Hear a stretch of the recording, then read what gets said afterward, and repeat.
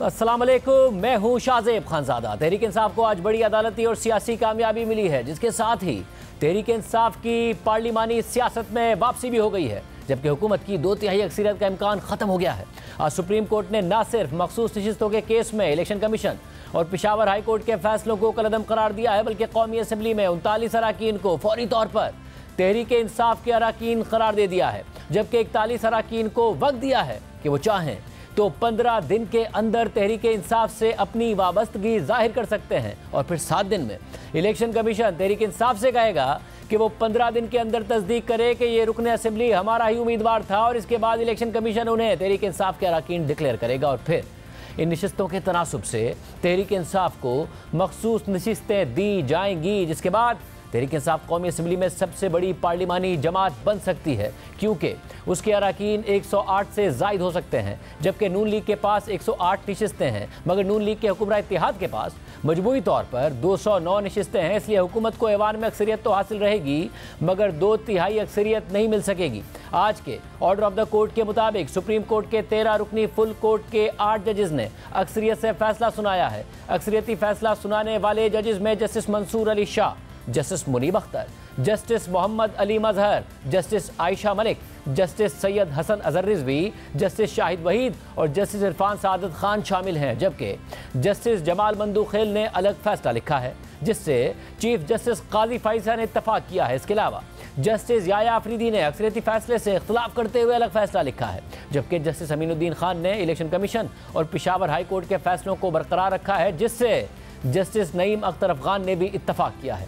इन सारे फैसलों की तफसीली वजूहात बाद में जारी की जाएंगी। तहरीक इंसाफ फैसले को तवक्कात से बढ़कर रिलीफ करार दे रही है, और खुद इमरान खान ने इस फैसले पर रद्द-ए-अमल देते हुए इलेक्शन कमीशन पर तहफ़्फ़ुज़ात का इजहार किया है। चीफ इलेक्शन कमिश्नर और इलेक्शन कमीशन के अराकीन से इस्तीफे का मुतालबा कर दिया है, मगर साथ ही चीफ जस्टिस काजी फाइजा से कहा है कि वो मुझसे और तहरीक इंसाफ से मुताल्लिक केसेस से खुद को अलग करें। मगर दिलचस्प बात यह है कि आज के फैसले में अक्सरियती जजेस में जस्टिस मोहम्मद अली मजहर भी शामिल हैं, जो चीफ जस्टिस के साथ उस बेंच का हिस्सा थे जिसने तहरीक इंसाफ के इंट्रा पार्टी इलेक्शन को कलअदम करार देने का इलेक्शन कमीशन का फैसला बरकरार रखा था, जिसके नतीजे में तहरीक इंसाफ से उसका इंतखाबी निशान बल्ला छिन गया था। जबकि आज चीफ जस्टिस काजी फाइजा ने जस्टिस जमाल मंदूखेल के उस अक़लियती फैसले से इत्तफाक किया है, जिसमें तहरीक इंसाफ को बल्ले का निशान ना मिलने के बावजूद पार्लिमानी पार्टी करार दिया गया है। यानी तहरीक इंसाफ को पार्टी मानने का फैसला 13 में से 11 जजेस की अक्सरियत ने दिया है, जिनमें चीफ जस्टिस काजी फाइजा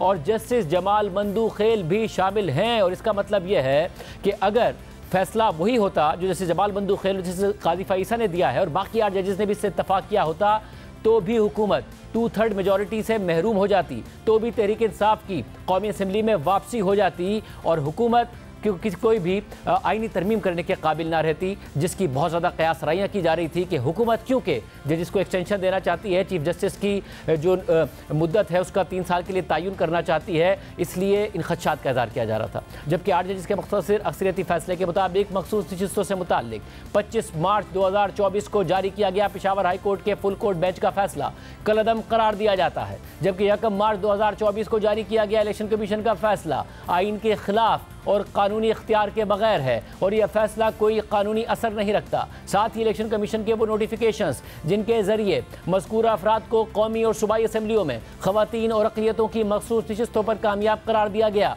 उन नोटिफिकेशंस को गैर आइनी और कानूनी इख्तियार के बगैर करार दिया जाता है। साथ ही उन नोटिफिकेशंस को 6 मई 2024 की तारीख से मनसूख किया जाता है, जिस वक्त सुप्रीम कोर्ट ने इस केस में अपीलों पर उबूरी हुक्मनामा जारी किया था। फैसले के मुताबिक यह करार दिया जाता है कि इंतखाबी निशान का ना होना या ना दिया जाना किसी भी तरह से किसी सियासी जमात के इंतखाबात में हिस्सा लेने और अपने उम्मीदवार खड़े करने के आइनी और कानूनी हुकूक को मुतासिर नहीं करता, चाहे आम इंतखाबात हों या ज़िमनी इंतखाबात हों। इलेक्शन कमीशन की आइनी जिम्मेदारी है कि वो इसी के मुताबिक काम करे और तमाम कानूनी दफ़ात की तशरीह और उनका इतलाक़ करे। फैसले के मुताबिक आइन के आर्टिकल 51 की शिक 6 के पैराग्राफ डी और ई और आर्टिकल 106 की शिक 3 के पैराग्राफ सी के मायनों में पाकिस्तान तहरीक इंसाफ सियासी जमात थी और सियासी जमात है, जिसने 2024 के आम इंतखाबात में कौमी असम्बली और सूबाई असम्बलियों में जनरल नशिस्तें जीती हैं। मज़कूरा अपीलों की समाअत के दौरान 27 जून को इलेक्शन कमीशन के वकील ने अदालत के सामने कौमी असम्बली के 80 अरकान की एक लिस्ट रखी। जिनमें इलेक्शन से मुतालिक तफसीलात दर्ज थी। इलेक्शन कमीशन के वकील ने वाज़े तौर पर कहा कि इलेक्शन कमीशन फराहम किए गए डेटा के साथ खड़ा है और ये लिस्ट 3 कॉलम्स पर मुश्तमिल थी। पहले कॉलम में नामजदगी फॉर्म में उम्मीदवार की जानिब से बयान हल्फी या डिक्लेरेशन दिया गया था, यानी मेरी फलाह पार्टी से वाबस्तगी है, जबकि दूसरे कॉलम में इलेक्शन एक्ट के सेक्शन 66 के मुताबिक पार्टी से वाबस्तगी का सर्टिफिकेट जमा कराया गया था और तीसरे कॉलम में बयान हल्फी या डिक्लेरेशन के साथ साथ पार्टी वाबस्तगी का सर्टिफिकेट भी दिया गया था। इसके बाद अदालत ने लिखा कि 2024 के आम इंतखाबात के गैर मामूली हक़ाइक़ और हालात को मद्देनज़र रखते हुए यह करार दिया जाता है कि मज़कूरा 80 अराकीन कौमी असम्बली में से 39 अराकीन ऐसे हैं जिनका इलेक्शन कमीशन ने मज़कूरा तीनों कॉलम्स में से किसी भी एक में PTI से ताल्लुक़ दिखाया है, इसलिए वो तहरीक इंसाफ ही के जीते हुए अराकीन थे और हैं, यानी ये नशिस्तें तहरीक इंसाफ ने जीती हैं। 2024 के आम इंतखाबात के गैर मामूली हक़ाइक़ और हालात को मद्देनज़र रखते हुए मज़ीद हुक्म दिया जाता है कि 80 में से बच जाने वाले बाकी 41 अराकीन 15 वर्किंग डेज़ के अंदर अंदर इस हवाले से बयान हल्फी जमा करा सकते हैं कि उन्होंने सियासी जमात के उम्मीदवार के तौर पर इलेक्शन लड़ा था। जैसे ही ऐसा कोई बयान हल्फी जमा हो जाए तो इलेक्शन कमीशन फौरी तौर पर 7 दिन के अंदर मुतालिका सियासी जमात को नोटिस भेजे और उससे 15 दिन में तस्दीक करने का कहे कि मज़कूरा उम्मीदवार ने हमारे उम्मीदवार के तौर पर इलेक्शन लड़ा था। और अगर ऐसा बयान हल्फी जमा होता है और सियासी जमात से तस्दीक भी होती है तो फौरी तौर पर उस रुकन को मुतल्लिका सियासी जमात का रुकन असेंबली तस्वुर किया जाएगा। सियासी जमात की जानिब से कन्फर्मेशन फाइल करने की आखिरी तारीख के बाद 7 दिन के अंदर इलेक्शन कमीशन फौरी तौर पर अपनी वेबसाइट पर जीते हुए अराकीन की फहरिस्त शाया करेगा। साथ ही इलेक्शन कमीशन अदालत में अमल दरामद रिपोर्ट भी जमा कराएगा। अदालत ने मजीद लिखा कि तहरीक इंसाफ कौमी असम्बली में ख़वातीन और अक़लियतों की नशिस्तों की हकदार होगी। तहरीक इंसाफ इस हुक्मनामे के बाद 15 वर्किंग डेज़ में मज़कूरा नशिस्तों के लिए कानून के मुताबिक अपने उम्मीदवारों की फहरिस्त जमा कराए। इसके बाद इलेक्शन कमीशन तहरीक इंसाफ की जीती हुई नशिस्तों के तनासुब से मज़कूरा मखसूस नशिस्तों पर अराकीन को नोटिफाई करे। फैसले के मुताबिक मज़कूरा अदालती अहकामात ज़रूरी तब्दीलियों के साथ खैबर पख्तूनख्वा, पंजाब और सिंध असम्बली में मखसूस नशिस्तों के लिए भी लागू होंगे। और अगर इस नुक्ते के हवाले से इलेक्शन कमीशन या तहरीक इंसाफ को किसी वजाहत या ऑर्डर की ज़रूरत हुई तो वो फौरी तौर पर एक मुनासिब दरख्वास्त के ज़रिए अदालत से रुजू कर सकते हैं, जिसे मुनासिब अहकामात और हिदायत के लिए अक्सरियती जजिस के सामने चैम्बर्स में रखा जाएगा। इस फैसले के साथ 39 अराकीन असेंबली की फहरिस्त भी शाया कर दी गई है जिन्हें अदालत ने तहरीक इंसाफ के अराकीन करार दिया है और उन 41 अराकीन की फहरिस्त भी शाया कर दी गई है जिन्हें सियासी वाबस्तगी जाहिर करने के लिए वक्त दिया गया है। और अक्सरियती फैसला यही है जिस पर अमल दरामद होना है और यह फैसला आज जस्टिस मंसूर अली शाह ने सुनाया। The impugned judgment dated 25th of March 24 of the learned full bench of the High Court is set aside. The order of the Election Commission of Pakistan dated 1st of March 2024 is declared to be ultra vires the Constitution, without lawful authority and of no legal effect. It is declared that the lack or denial of an election symbol does not in any manner affect the constitutional and legal rights of a political party to participate in an election, whether general or by. Pakistan Tehreek-e-Insaf (PTI) was and is a political party which secured or won the 2 terms being interchangeable general seats in the national and provincial assemblies in the general elections of 2024 as hereinafter provided. The PTI shall be entitled to reserve seats for women and minorities in the National Assembly accordingly. PTI shall, within 15 working days of this order, file its lists of candidates for the said reserved seats, and the provisions of Election Act 2017 and the Election Rules 2017 shall be applied to such lists in such manner as gives effect to this order in full measure. The Commission shall, out of the reserved seats for women and minorities in the National Assembly to which para 3 of this order applies, notify as elected in terms of the Article 51 provisions in relation to PTI for the reserved seats for women and minority in Khyber Pakhtunkhwa, Punjab and Sindh provincial assemblies to which paragraph 3 of this order applies. मगर justice Jamal बंदूखेल ने अपना अलग फैसला लिखा है जिससे chief justice काजी फाइसा ने भी इत्तफाक किया है। जस्टिस जमाल बंदूखेल के तहरीर करदा फैसले के मुताबिक ये मामला खवातीन और अक़लियतों को मुख्तस की जाने वाली मखसूस नशिस्तों के तनाज़े के बारे में है। सुन्नी इत्तेहाद काउंसिल ने 2024 के इंतखाबात में हिस्सा नहीं लिया।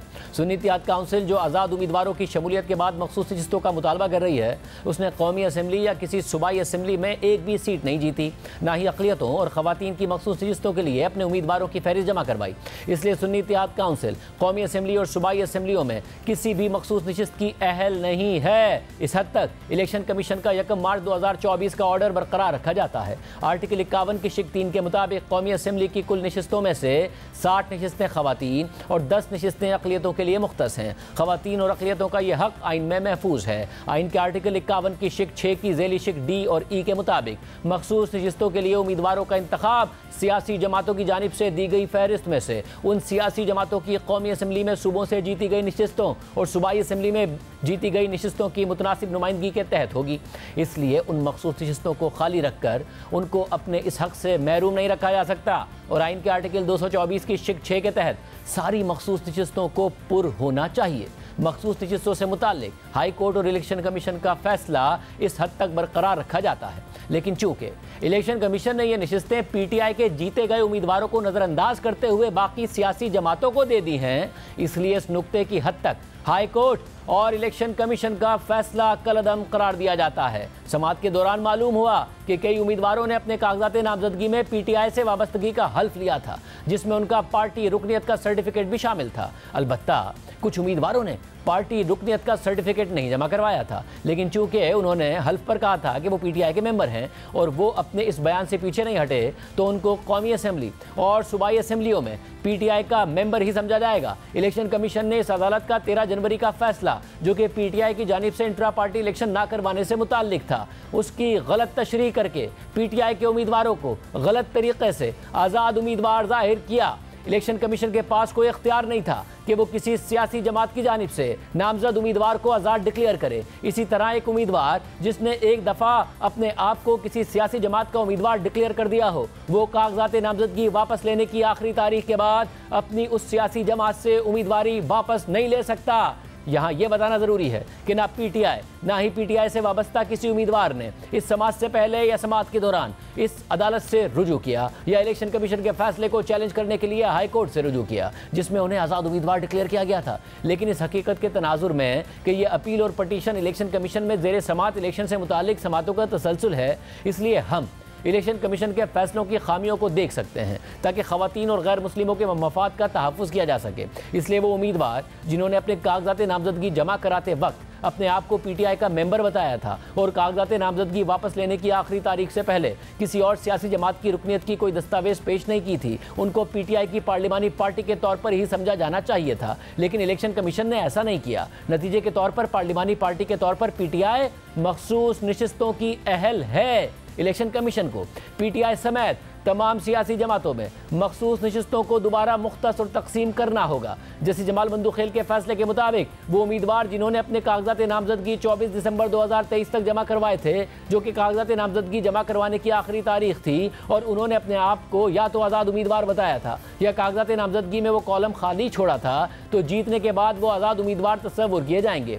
सुन्नी इत्तेहाद काउंसिल एक रजिस्टर्ड सियासी जमात है और कौमी असम्बली और सूबाई असम्बली के किसी भी आज़ाद उम्मीदवार को सुन्नी इत्तेहाद काउंसिल में शमूलियत का हक हासिल है। सुन्नी इत्तेहाद काउंसिल में शमूलियत इख्तियार करने वालों के बारे में तस्वुर किया जाएगा कि उन्होंने अपनी मर्जी से यह किया। किसी उम्मीदवार ने भी ये नहीं कहा कि उन्होंने किसी फैसले या कानून पर गलत फहमी, जबर, मजबूरी या गैर ज़रूरी असर वसूख की वजह से सुन्नी इत्तेहाद काउंसिल में शमूलियत इख्तियार की, और इस अदालत को भी इसके बरक्स नहीं सोचना चाहिए। हमें इस बात को यकीनी बनाना चाहिए कि आइन की गलत तशरीह ना की जाए, ना ही आम तौर पर समझ आने वाले अल्फाज को मसनूई मायने दिए जाएँ। हमें चाहिए कि दुरुस्त तरीके से नाफिज करदा कवानीन की पासदारी करें और कानून को नज़रअंदाज करते हुए ऐसा कुछ ना करें जिससे किसी सियासी जमात को सहूलत पहुँचे या रुकावटें खड़ी हों।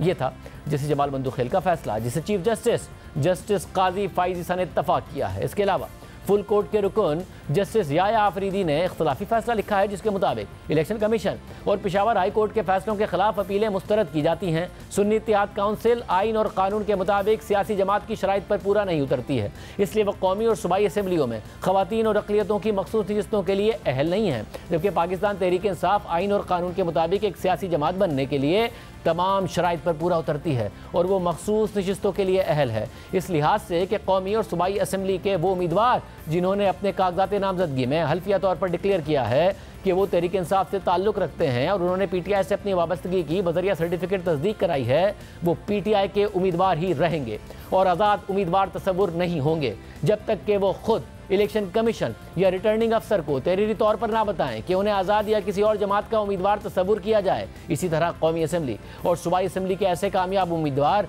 जिन्होंने तहरीक इंसाफ की जानिब से अपनी नामजदगी की हल्फन डिक्लेरेशन दी हो और पार्टी की जानिब से तस्दीक शुदा सर्टिफिकेट जमा कराए हों और उन्होंने पूरे इंतखाबी प्रोसेस में अपनी इसी पोजीशन को बरकरार रखा है, वो PTI के उम्मीदवार तस्वुर होंगे और इलेक्शन कमीशन की जानिब से इन कामयाब उम्मीदवारों की इस पोजीशन को कानूनी तस्वुर किया जाना चाहिए और ऐसे कामयाब उम्मीदवार को आज़ाद या किसी और जमात के उम्मीदवार के तौर पर ट्रीट ना किया जाए और PTI को इसी तनासुब से खवातीन और अक़लियतों की मखसूस नशिस्तें दी जाएँ। जस्टिस याया आफरीदी के फैसले के मुताबिक ऐसे उम्मीदवार जिन्हें तहरीक इंसाफ ने नामजद किया हो लेकिन वो कामयाब होने के बाद किसी और जमात में शामिल हुए या उन्होंने अपने आप को आज़ाद तस्वुर कराया है, उन्होंने अपने वोटर्स के एतमाद को नज़रअंदाज किया है और अवामी राय को मजरूह किया है। अगरचे ऊपर बताए गए नकात के कानूनी असरात और नताइज के साथ साथ इलेक्शन कमीशन के इक़दामात पर गहरी तशवीश है, मगर इन मामलात को मौजूदा अपीलों और दरख्वास्तों में चैलेंज नहीं किया गया और वो अफराद जो इनसे मुतासिर होंगे वो इस अदालत के सामने फरीक नहीं है। इसलिए इलेक्शन कमीशन को यह हिदायत देना कि वह खवातीन और अक़लियतों की मखसूस नशिस्तों को कौमी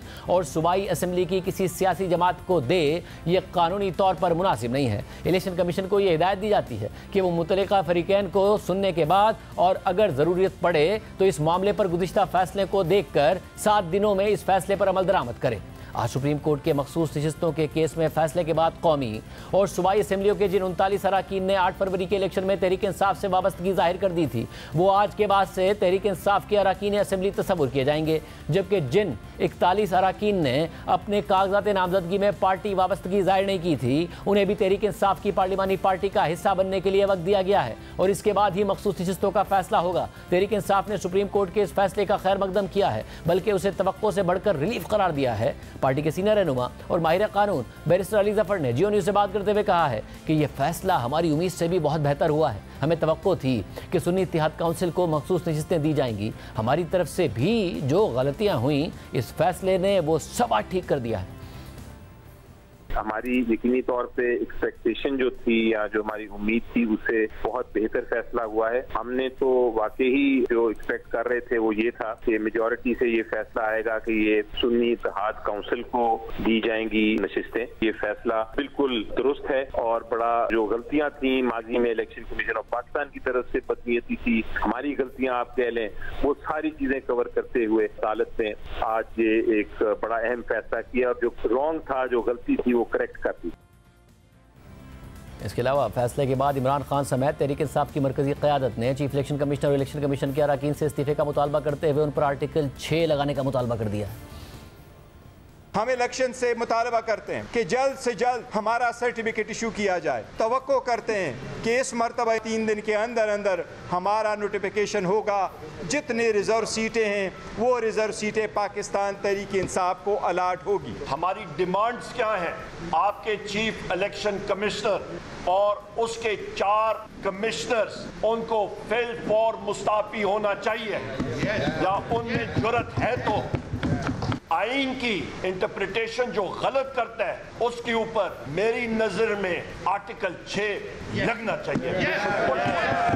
वो लोग जो कि फॉर्म 47 के जरिए उनको हराया गया, उनका मैंडेट हमने रिकवर करना है। ये हमारा दूसरा हदफ है।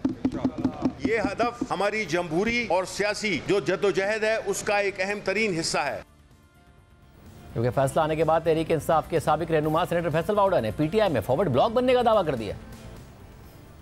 15 दिन के अंदर बहुत सीवियर मजीद फ्रैक्शंस मिलेंगे पीटीआई के अंदर टूट फूट के, और एक फॉरवर्ड ब्लॉक उभर के सामने आएगा। और वो जब फॉरवर्ड ब्लॉक आएगा तो पीटीआई की मजीद मुश्किलात होंगी। और जैसा मैं कहता जा रहा हूँ कि जितना टाइम वो जेल में रहेंगे उतने टाइम तहरीक इंसाफ को फायदा है, और वो ये चाहते हैं कि इमरान खान साहब जेल में ही रहें। और अब मजीद जो फ्रैक्शन आएगा और जो फॉरवर्ड ब्लॉक बनेगा इस 15 दिन के अंदर सेनेट के अंदर या रिजर्व सीट्स के अंदर, वो इतनी बड़ी कॉम्प्लिकेशंस क्रिएट कर देगा कि मजीद इसके इतने टुकड़े हो जाएंगे कि संभालना मुश्किल हो जाएगा पीटीआई। फैसले पर हुकूमत का सख्त रद्द-ए-अमल सामने आया है। वफाकी वज़ीर क़ानून आदम मजीद तारड़ ने प्रेस कॉन्फ्रेंस करते हुए कहा है कि फैसले में तहरीक इंसाफ को रिलीफ दिया गया है, जो इस केस में फरीक ही नहीं है। ऐसा महसूस होता है कि आर्टिकल 51 और आर्टिकल 106 को असर नौ तहरीर किया गया है। जबकि वज़ीर आज़म के सियासी मुशीर राना सनाउल्लाह का कहना है कि सुन्नी इत्तेहाद काउंसिल की दरख्वास्त खारिज हो गई और एक नया फैसला तहरीक इंसाफ के हक में आया है, जो आइन को री राइट करने के मुतरादिफ है। फैसले पर नज़रसानी बनती है। पूरी सूरत हाल पर बात करेंगे। खुद वफाकी वज़ीर क़ानून आदम मजीद तारड़ साहब हमारे साथ मौजूद हैं, तहरीक इंसाफ के रहनुमा, और इस केस में वकील सलमान अकरम राजा साहब भी हमारे साथ मौजूद हैं। आप दोनों का बहुत शुक्रिया। आज़म मजीद साहब, पहले आपसे, आप ज़ाहिर फैसले पर एतराज़ कर रहे हैं, आज आपने इस हवाले से प्रेस कॉन्फ्रेंस भी की, मगर अगर 8 रुकनी बेंच का फैसला पर आप एतराज़ करें तो बाकी जो 2 हैं, जैसे जमाल मंदूखेल और खुद चीफ जस्टिस साहब, वो भी यही कह रहे हैं कि पीटीआई एक पार्लिमानी पार्टी थी, इलेक्शन कमीशन ने इनको आज़ाद उम्मीदवार करार दिया, गलत किया वो लोग जिन्होंने पीटीआई से वाबस्तगी जाहिर की थी। आप अगर सिर्फ इन 2 जजेस का फैसला भी से भी 8 बाकी जज मुत्तफिक होते तो भी आपकी 2/3 अक्सरियत से आप महरूम हो जाते। बहुत शुक्रिया खानज़ादा साहब। देखिए, मैं तादाद के ऊपर या जो फ़ैसले होते हैं, ज़ाहिर है वो मेजॉरिटी का फ़ैसला ही फ़ैसला होता है, लेकिन फ़ैसले के मेरिट्स के ऊपर बात करना, फ़ैसले की कानूनी जो रीज़निंग है उस पर बात करना, ये आइन और कानून इसकी इजाज़त देता है। दरख्वास्त गुज़ार तो सुन्नी इत्तेहाद काउंसिल थी, और सुन्नी इत्तेहाद काउंसिल ने कहा कि हमने इलेक्शन कमीशन से रजू किया कि इन आज़ाद अरकान ने हमें ज्वाइन किया है, वो डेक्लरेशन दे चुके हैं ऑन ओथ, और उसमें लिखा जाता है कि हम बग़ैर किसी खौफ के, बिला रगबत के हम ये ज्वाइन कर रहे हैं और हम पे किसी किस्म का दबाव या कोर्शन नहीं है। तो ये रिज़र्व सीट्स हमें मिलनी चाहिए थी। इलेक्शन कमीशन में भी वो हासिल ना कर सके क्योंकि उन्होंने इलेक्शन ही नहीं था लड़ा, ना ही उन्होंने कोई सीट जीती थी। और फिर पेशावर हाई कोर्ट जहाँ पे ये ख़ुद चॉइस करके गए थे, 5-0 का फ़ैसला आया, और जो लार्जर बेंच था उन्होंने इलेक्शन कमीशन के हुक्म को अपहोल्ड किया।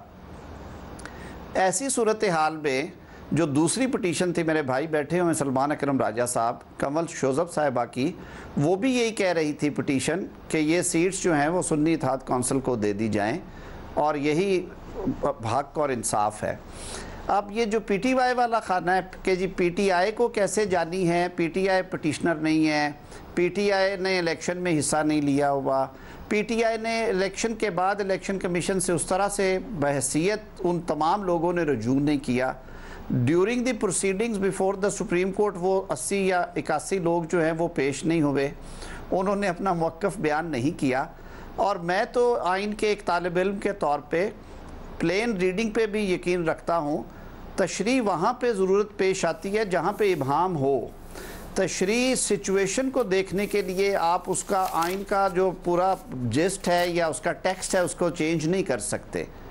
आइन का आर्टिकल 51 और आर्टिकल 106 बिल्कुल एक जैसे आर्टिकल्स हैं, एक कौमी असम्बली को और दूसरा सूबाई असम्बली को डील करता है।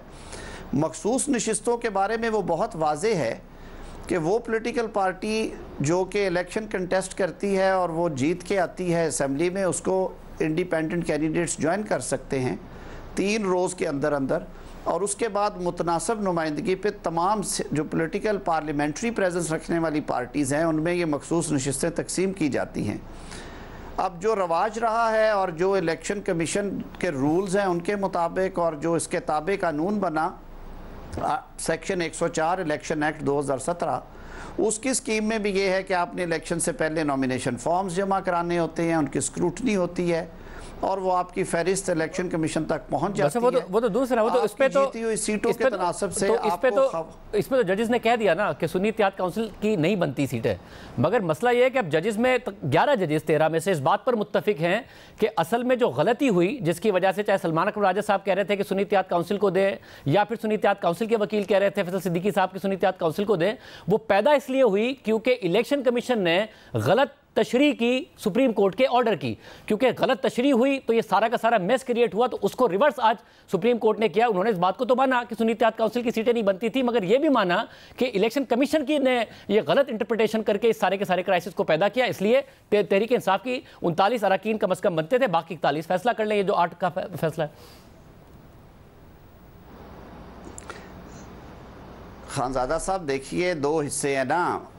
जो 3 जज साहिबान ने तो ये कहा कि जिन लोगों ने इलेक्शन से पहले अपने नॉमिनेशन फॉर्म्स में ये ज़िक्र कर रखा था कि वो पाकिस्तान तहरीक इंसाफ से ताल्लुक़ रखते हैं, उन्हें मान लेना चाहिए था कि वो तहरीक इंसाफ की तरफ से जीते हैं। हालांकि स्कीम ऑफ लॉ के ये भी अगेंस्ट है बात, क्योंकि स्कीम ऑफ लॉ में बड़ी क्लैरिटी से ये कहा गया कि उसके लिए एक सर्टिफिकेट आएगा पार्टी का और उस सर्टिफिकेट की बेसिस पे निशान अलॉट होगा। कई हलकों में 5-5 कैंडिडेट्स ने लिखा होता है कि मेरा ताल्लुक़ पाकिस्तान मुस्लिम लीग नून से है, लेकिन जिस कैंडिडेट को जमात सर्टिफिकेट देती है, जारी करती है, जिसे हम टिकट कहते हैं, वो निशान का हकदार ठहरता है और वही पार्टी का कैंडिडेट होता है। और बाकी इलेक्शन में कंटेस्ट में जाते हैं वो मुख्तलिफ निशानों पे होते हैं, वो कभी पार्टी कैंडिडेट नहीं हुए, और इसी वजह से क्लैरिटी लाने के लिए सर्टिफिकेट का इशू है।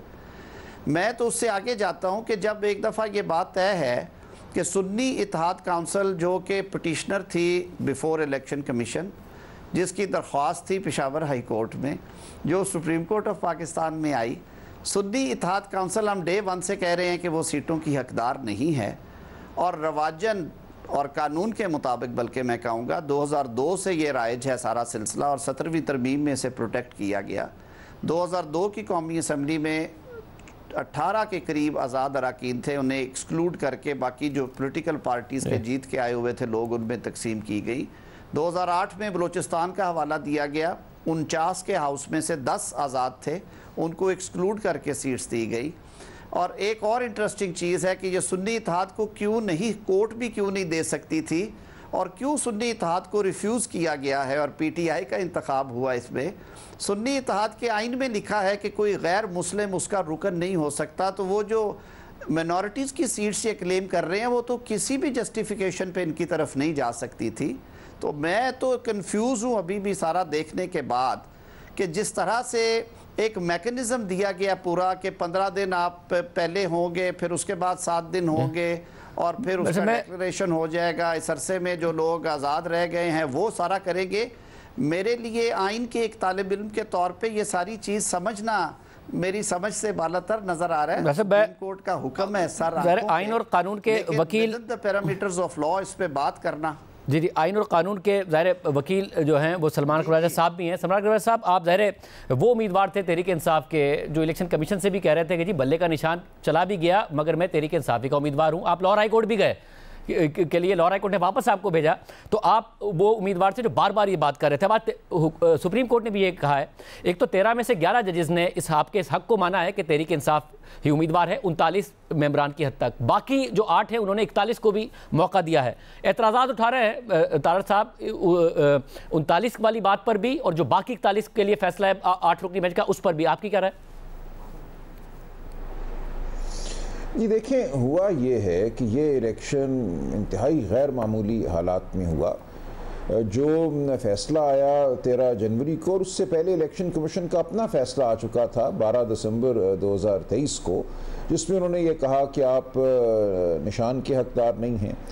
और साथ ही एक रूल है इलेक्शन रूल्स में, रूल 94, उसकी एक्सप्लेनेशन है जो ये कहती है कि अगर किसी पार्टी को निशान नहीं दिया जाता तो उसके जो उम्मीदवार हैं उनको आज़ाद तस्वुर किया जाएगा।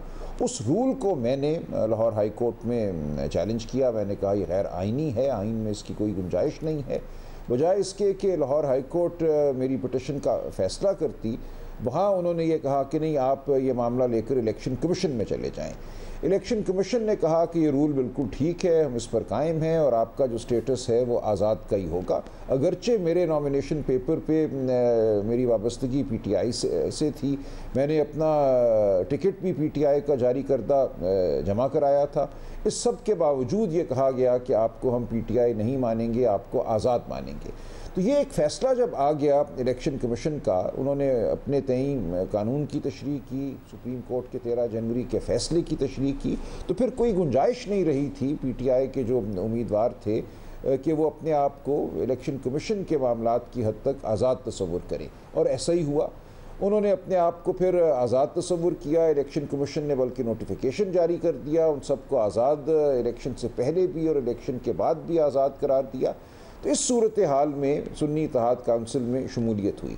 लेकिन ये बात बिल्कुल हकीकत है कि ये तमाम उम्मीदवार जिनको कामयाब करार दिया गया वो पीटीआई के उम्मीदवार थे। अपने नॉमिनेशन पेपर के एतबार से, अपने टिकट के एतबार से आरओ साहिबान ने टिकट भी नहीं लिए। मैंने ये बात भी सुप्रीम कोर्ट के सामने रखी कि जो मवाद सुप्रीम कोर्ट में फ़ाइल किया गया, इलेक्शन कमीशन ने दानिस्ता तौर पे मेरे कागजात नामजदगी फ़ाइल किए मिसाल देने के लिए, और उनमें उन्होंने तल्फ कर दिया मेरा पीटीआई का जारी करदा टिकट। मैंने वो ख़ुद फिर फ़ाइल किया जिसमें आरओ साहब के दस्तखत मौजूद हैं, मैंने उनसे रसीद ली थी। इसके बावजूद इन्होंने आके सुप्रीम कोर्ट में इनकार किया कि मैंने कोई टिकट जारी किया था। तो बात जब सुप्रीम कोर्ट के सामने आई वो ये थी कि इलेक्शन कमीशन एक नाकाबिल एतबार इदारा है अपनी इस हैयत में, और इलेक्शन कमीशन ने जानबूझकर दीदा व दानिस्ता इलेक्शन में रखना डालने की कोशिश की है। पाकिस्तान के अवाम की जो राय थी, जो पीटीआई पाकिस्तान की सबसे बड़ी सियासी जमात थी, उसका रास्ता रोकने की कोशिश की है। तो यहाँ एक तसव्वुर है हमारे आइन में कंप्लीट जस्टिस का, आर्टिकल 187 है आइन का।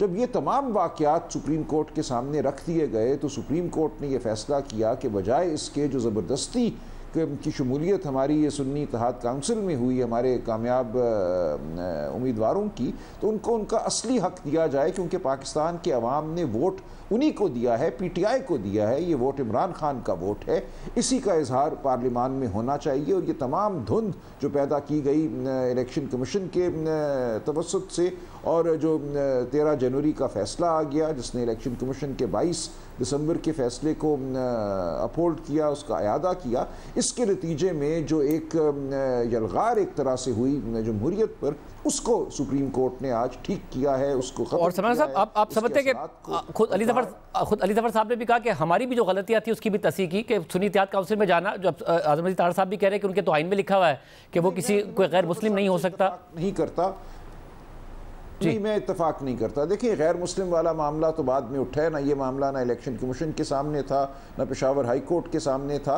इस बुनियाद पे ना इलेक्शन कमीशन ने ना पेशावर हाई कोर्ट ने हमें गैर मुस्लिम सीटों से महरूम किया था। ये तो JUI का दस्तूर हमने फ़ाइल कर दिया, जिनको दी गई हैं सीटें हमारी जगह, उनके दस्तूर में भी हू बहू यही लिखा हुआ है कि बालिग मुसलमान जो है वो मेंबर बन सकता है। बाद में उन्होंने तावील दी, ये मिसप्रिंट हो गया, और इस हेयरिंग के दौरान उन्होंने नया दस्तूर इलेक्शन कमीशन में फ़ाइल किया। अगर इतना ही है तो सुन्नी इत्तेहाद काउंसिल भी कर देती। लेकिन इन तमाम चीज़ों से कते नज़र सुप्रीम कोर्ट ने यह कहा कि जो असल हकीकत है उसका इजहार होना चाहिए। असल हकीकत यही है कि इलेक्शन कमीशन ने पीटीआई का रास्ता रोकने की कोशिश की। जो अवाम का वोट था पीटीआई के हक़ में, उसको आज़ाद उम्मीदवारों का वोट के लिए वोट करार दिया गया। मकसद शायद उनका यही था कि जोड़ तोड़ की जाए, फॉरवर्ड ब्लॉक बनाए जाएं। ऐसा भी नहीं हुआ। पाकिस्तान के अवाम और कामयाब उम्मीदवार जानते हैं कि उनकी सियासत का कोई मुस्तकबिल नहीं है अगर वो किसी फॉरवर्ड ब्लॉक में जाते हैं या अवाम से वो बदअहदी करते हैं। और आपको लग रहा है 41 के 41 अराकीन, क्योंकि अब एक बात के ये नहीं कहा अदालत ने कि आज़ाद अराकीन तहरीक इंसाफ के हवाले से फैसला करें, किसी भी जमात के हवाले से फैसला करें। अभी से फैसल ऑर्डर साहब ने फॉरवर्ड ब्लॉक की बात कर दी। आप कन्विंस्ड हैं कि 41 के 41 अराकीन आप ही के साथ खड़े रहेंगे? बिल्कुल कन्विंस्ड हूँ। देखिए, जो लोग 9 मई के बाद प्रेस कॉन्फ्रेंसेस करके पार्टी छोड़ के गए थे, आज तमाम के तमाम मैं आपको बता सकता हूँ हाथ बांधे खड़े हैं कि हमें किसी तरह वापस ले लीजिए, हमारी माफ़ी कराइए। तो इसलिए ये अब हालात बदल चुके हैं। आज हालात 8 फरवरी से भी बहुत आगे हैं। PTI का जो रुतबा है अवाम की नज़र में, सियासी हलकों में, वो बढ़ता ही चला जा रहा है। इसको रोकना अब किसी के लिए मुमकिन नहीं है। हमारे ऊपर एक हमला हुआ 8 फरवरी को, पाकिस्तान की आवाम गूंगी बहरी नहीं है, वो देखती है कि क्या हुआ उस दिन और वो अब जवाब देने की ख्वाहिशमंद है।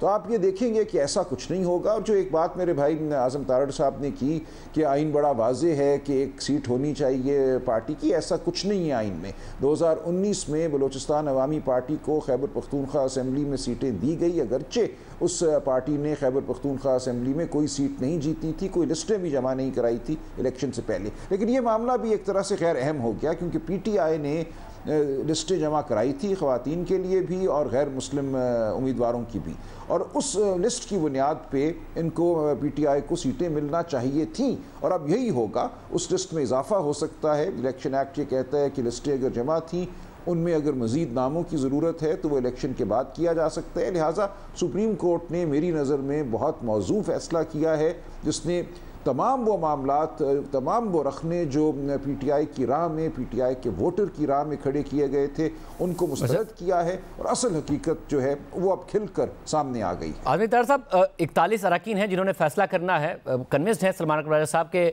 अब कोई नहीं हिम्मत करेगा इस बात की कि कहीं हुकूमत तो कोई कोशिश नहीं करेगी इस हवाले से, क्योंकि 2/3 अक्सरियत से महरूम हो गई है हुकूमत।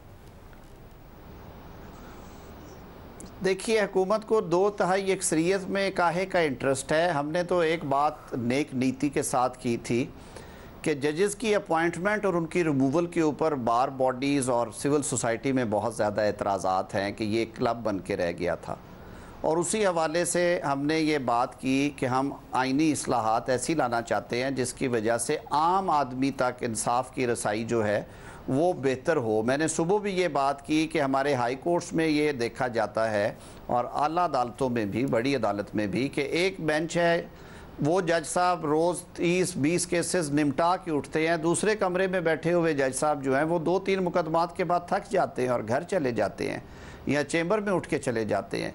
तो क्या इस पर कोई ऐसा एहतसाबी अमल होना चाहिए?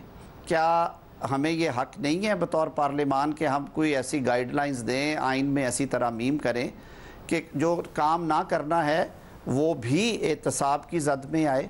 क्या मेरिट के ऊपर जजेस की तकर्रियाँ नहीं होनी चाहिए, या वो चेंबर्स और रिश्तेदारियाँ और बड़े लोगों के बड़े बच्चे ही आएंगे?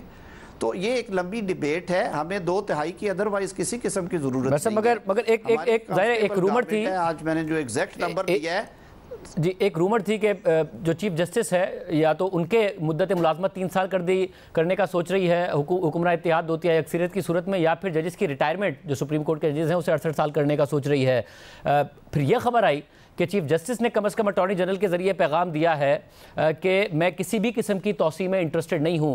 क्या ये बात दुरुस्त है? मैं खुद इस बात का गवाह हूँ। जुडिशल कमीशन की मीटिंग के बाद उन्होंने पूछा कि ये ऐसी बातें चल रही हैं, मैंने कहा सर ये सब अफवाहें हैं। उन्होंने कहा आपने बहुत अच्छा किया, अटॉर्नी जनरल मेरे साथ थे, आपने ये वजाहत कर दी है, और अगर ऐसी कोई बात हो भी तो आई एम नॉट इंटरेस्टेड। मैंने कहा सर ऐसी बात है ही नहीं है, अलबत्ता हम एक पेंशन रिफॉर्म्स के ऊपर काम कर रहे हैं जिसमें हम पूरे मुल्क में, देखिए ज़माना बदल गया, अब हम 60 साल के लोगों को रिटायर करके घर बिठा देते हैं। तो ये एक सोच है अभी भी कि अक्रॉस द बोर्ड जो है वो 2 साल के लिए इजाफा दिया जाए ताकि उससे हमें सैकड़ों अरबों रुपए की बचत भी होगी और जो हमारी इकॉनमी पे इस वक्त प्रेशर है उसमें कमी आएगा और हम जो अपना ट्रेंड ऑफिसर्स हैं उनसे मज़ीद काम ले सकते हैं। वहाँ पे ये एक बात ज़रूर उठी कि अगर आपने अक्रॉस द बोर्ड पूरे मुल्क में देनी है तो फिर जजेस को भी आप दें सबको, ताकि उसका पूरा इम्पैक्ट आए और फिर उसमें कोई डिस्क्रिमिनेशन ना हो। उसके लिए आईनी तरमीम की ज़रूरत है, लेकिन हम we were not dying for it कि हम ज़रूरी देना चाहते हैं। तो अगर आप महरूम हो भी गए तो सलमान राजा साहब ने जी, मैं सलमान राजा साहब से भी पूछ लेता हूं कि वो, मगर मुझे ये बताइए आप कैटेगोरिकली कह रहे हैं कि चीफ जस्टिस ने कहा अटॉर्नी जनरल के सामने और आप भी मौजूद थे कि अगर आप ऐसा सोच भी रहे हैं तो मैं अपनी मुद्दत मुलाजमत में तौसी के लिए इंटरेस्टेड नहीं हूँ, मैं रिटायर हो जाऊँगा अपने टाइम पर। बिल्कुल, उन्होंने ये बात बिल्कुल बड़ी क्लैरिटी से की और ये बात हमने भी उन्हें बताई कि ऐसी कोई, और मैं ये वजाहत करना चाहता हूँ हुकूमत के पार्ट पे कि जब हम मुंतखब हो के आए हैं और हमारी नई काबीना बनी है, ऐसी कोई तजवीज़ ज़ेरे गौर नहीं थी और ऐसी कोई तजवीज़ जो है उस पर अमल करने नहीं हम जा रहे थे। अदरवाइज़ भी अभी हाउस कंप्लीट नहीं, और बड़ी चीज़ें हैं। लेकिन मैं उसके साथ जो एक वजाहत यहाँ पे करना चाहता हूँ, राजा साहब ने कहा कि कंप्लीट जस्टिस 187, राजा साहब एक बड़े जय्यद वकील हैं और बड़ा मेरा इनसे अच्छा ताल्लुक़ हमारा है, बार में हम इकट्ठे बैठते उठते। 187 में तो अभी 2023-24 में और उससे पहले बहुत सारी जजमेंट्स में उन्होंने पैरामीटर सेटल कर दिए हुए हैं कि 187 कहाँ पे लगेगा। और इस मुकदमे में जो कि 185(2) के तहत था और जिसकी नीचे रेमेडीज़ मौजूद थी और प्लीडिंग्स की बेसिस पे ये केस डिसाइड आ रहा था, ऐसे कोई हालात नहीं थे। और राजा साहब का अगर आर्गूमेंट मान लिया जाए तो सुन्नी इत्तेहाद काउंसिल इंटाइटल्ड थी, कानून के तहत अगर वो इंटाइटल्ड थी तो फिर सीटें उन्हें चली जानी चाहिए थी ना, फिर सीट्स उन्हें क्यों नहीं दी गई।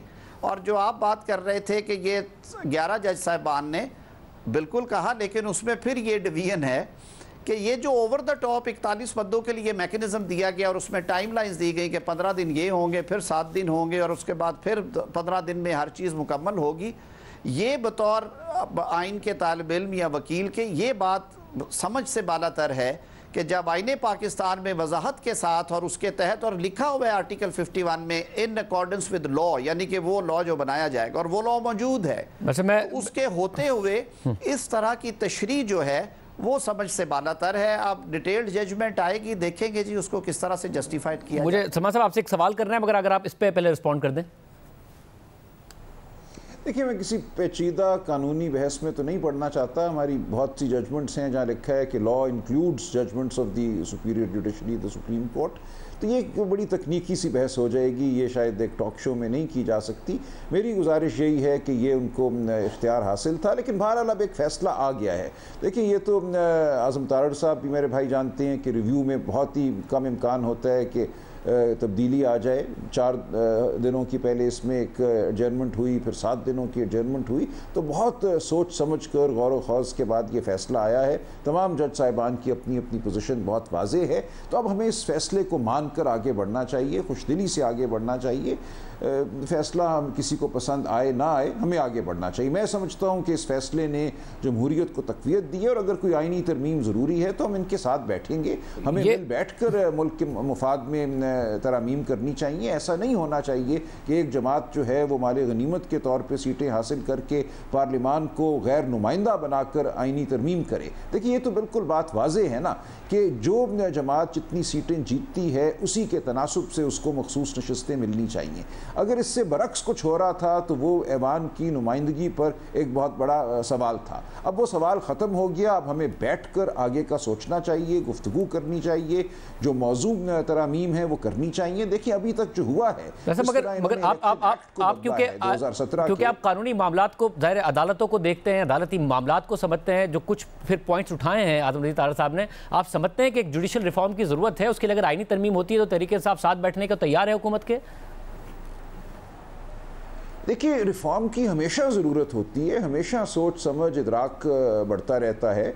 जो हालात व वाक़यात हैं उनके तनाजुर में या उनको सामने रखते हुए तरमीम की ज़रूरत होती है। इसीलिए हर रोज़ हम कानून साजी देखते हैं, दुनिया में होती है, हर मुल्क में तरामीम भी होती हैं, नए कवानीन भी बनते हैं। तो वो बात तो अपनी जगह है, वो एक गुफ्तगू है जो होनी चाहिए पार्लिमान में। और अब बहुत अच्छा मौका है अगर पार्लिमान की हैयत अब ठीक हो जाती है। और उसमें एक जो अभी मरहला बाकी है वो ये है कि जो हमारे इलेक्शन के हवाले से जो हमारे मुकदमात हैं, जो हमारी अपीलें हैं, इलेक्शन एक्ट 2017 ने कहा था कि वो हाजिर सर्विस हाई कोर्ट के जज के पास जाएंगी।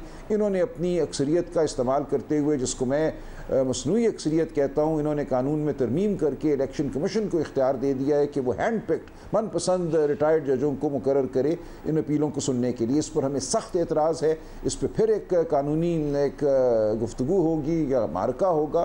पिटिशनें फ़ाइल कर दी गई हैं हाई कोर्टों में। ये नहीं हो सकता कि आप रिटायर्ड जजों को दे दें। हमारी किस्मत और हमारे अवाम, हमारे वोटर की जो ख्वाहिश है, जो इरादा है, उसको आप किसी ऐसे जज के हाथ में दे दें जिसका कॉन्ट्रैक्ट कॉन्ट्रैक्ट, इसकी मुद्दत मुलाजमत आपने तय करनी है, ये नहीं हो सकता।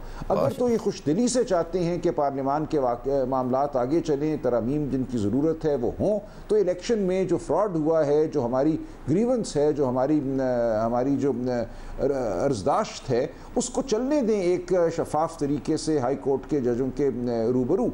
अगर ऐसा होता है तो मैं समझता हूँ हमारा पूरा सियासी जो माहौल है उसमें बेहतरी आएगी, जो टेम्परेचर है वो नीचे होगा, पार्लियामान के अंदर भी, पार्लियामान के बाहर भी। ये बड़ी अहम बात है। वज़ीर कानून है आप अदील साहब, आप क्या कहिएगा? वो कह रहे हैं कि अब आगे चलने के लिए ये चीज़ें बड़ी लाजमी हैं। मेरी ये बड़ी ख्वाहिश है और आई विश के सलमान अकरम राजा साहब की जो सोच है वही जो अपोजिशन बेंचेस पे दोस्त बैठे हैं उनकी सोच हो, और काश वो कैदी नंबर 804 से निकल के इस मुल्क के लिए सोचें। काश वो अपनी ज़ात से हट के ये बातें सोचें कि इस मुल्क पे जो वक्त गुज़र रहा है कुछ अरसे से, जो मौशी हालात हैं इस मुल्क के, उसके लिए किस तरह का माहौल और साजगार माहौल चाहिए। ये बड़ी खुशाइंद बात है, लेकिन मुझे शायद ये होती हुई नज़र नहीं आ रही। जहाँ तक ताल्लुक़ है ट्रिब्यूनल्स का और उन मामलात का, अभी इस प्रोग्राम में ये मुनासिब नहीं है। मैं अपने भाई के पास जाऊँगा और इन्हें आइन का आर्टिकल 219 और 222 भी पढ़ाएँगे, हम बैठ के इकट्ठे पढ़ेंगे, जो ये कुल्ली इख्तियार इलेक्शन कमीशन को देता है कि ट्रिब्यूनल्स किस तरह के होने हैं, ट्रिब्यूनल्स की हैयत क्या होगी, ट्रिब्यूनल्स में केसेस किसको देने हैं किसको नहीं देने, और फिर उसके साथ मगर ये तरमीम तो आपने की है ना रिटायर्ड जजेस वाली, एक ही कानून रहा है। नहीं, मैं अर्ज़ करता हूँ 1976 से लेके पिछले साल तक का यही कानून था कि हाज़र सर्विस या रिटायर्ड जज, पिछली दफ़ा जब अगस्त 2023 में तरमीम हुई तो ये एक मेंबर की तरफ से ये तजवीज़ रखी गई कि जी ये ओमिशन आ जाएगी, और जिस तरह वो पैकेज जाता है उसमें वो ओमिट कर दिया गया। उसको दुरुस्त किया गया है क्योंकि जो बाकी टाइम लाइन्स हैं, हाज़र सर्विस जजेस के पास 70 से 80 केसेस का रोज़ का अपना डॉकेट होता है, वो 6 महीने में मुमकिन ही नहीं है कर सकें। और मुझे इस बात पे बड़ा अफसोस और दुख होता है कि रिटायर्ड जजेस ऑफ हाई कोर्ट्स और supreme court are equally respectable, बहुत अच्छे अच्छे नाम हैं। जिस शख्स ने 10 साल 12 साल अपनी ईमानदारी से या 5 साल ईमानदारी के साथ वहाँ पे काम किया और बड़ी अच्छी शोहरत लेके रिटायर हुआ, उस शख्स को अगर आपको जिम्मेदारी सौंपेंगे और वो डेडिकेटेड ट्रिब्यूनल होगा और वो टाइमलाइंस के मुताबिक केस डिसाइड कर देगा, तो हमें पहले किसी को प्री जज नहीं करना चाहिए। इसीलिए मैं आपके और ये ट्रिब्यूनल्स जो हैं, ये ट्रिब्यूनल्स इलेक्शन कमीशन बनाएगा जी। ये हाई कोर्ट के जजेस ने जो फैसला लाहौर हाई कोर्ट से आया था, ये भी बड़ा शॉकिंग है। और मोहतरम जज साहब ने, जिनका अपना नाम था, उन्होंने खुद ही फैसला कर दिया कि मुझे भी नॉमिनेट कर दिया। मामला सुप्रीम कोर्ट में है, मगर सवार साहब आपका फाइनल कमेंट कि ये मामला, क्योंकि आप लोग अदालत गए हुए हैं, आपको वहां से रिलीफ की उम्मीद है? क्योंकि आज एक बड़ा फैसला सामने आया, आपको लगता है आपको रिलीफ मिलेगा उसमें? जी, मैं समझता हूं कि बिल्कुल रिलीफ मिलेगा। बिल्कुल मैं अपने भाई के साथ बैठ के आइन पढ़ूंगा और जो मेरी गुजारिशात हैं इनके सामने भी रखूंगा। लेकिन क्या ही अच्छा होता कि इस तरमीम में अगर इन्होंने करनी ही थी तो ये हिज़्ब इख्तिलाफ़ को भी कोई रोल देते। मुख्तलिफ जो तयनातियाँ होती हैं आइन के तहत, कानून के तहत, उनमें दिया जाता है रोल हिज़्ब इख्तिलाफ़ को, ताकि शक और शुबे से बालातर हो जाएं वो तयनातियाँ। ऐसा नहीं किया गया और उसका नतीजा ये हुआ कि एक मनपसंद जज साहब जो मुकर्रर किए गए इस्लामाबाद के लिए, उनको केस मुंतकिल किए गए जस्टिस तारिक महमूद जहांगीरी से छीन कर उन पर इल्ज़ाम लगाया गया कि ये बुग़्ज़ या नेपोटिज़म की बुनियाद पर मुकदमा चला रहे हैं। कसूर उनका सिर्फ इतना था कि उन्होंने सूरत से मुकदमा चलाया और कहा कि आप अपने फॉर्म 45 जो हैं अदालत के सामने रख दीजिए।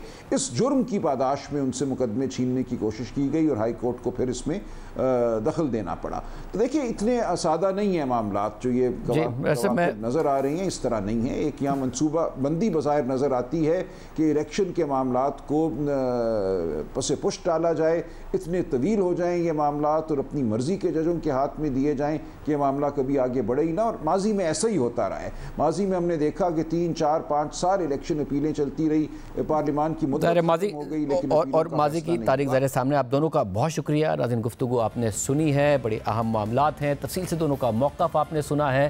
प्रोग्राम में एक ब्रेक शामिल करते हैं, गुफ्तगू आगे बढ़ाएंगे। डिस्ट्रिक्ट सेशन कोर्ट इस्लामाबाद में आज बानी पीटीआई इमरान खान और बुशरा बीबी की इद्दत में निकाह केस के खिलाफ मरकजी अपीलों पर समाअत हुई, जहां अदालत ने इस्लामाबाद हाईकोर्ट के हुक्म के बरक्स इस केस पर आज फैसला नहीं दिया, बल्कि समाअत कल तक के लिए मुलतवी कर दी। हालांकि इस्लामाबाद हाईकोर्ट ने सेशन कोर्ट को 1 महीने में फैसला सुनाने का हुक्म दिया था और वो 1 महीना आज 12 जुलाई को पूरा हो गया। आज की समाअत के दौरान खबर मानिका के वकील जाहिद आसिफ ने दलाइल दिए और कल दलाइल मुकम्मल करने का काम देखना होगा कि कल इस केस का फैसला आता है या नहीं। आज के प्रोग्राम में इतना ही, याद दीजिए। अल्लाह हाफिज़।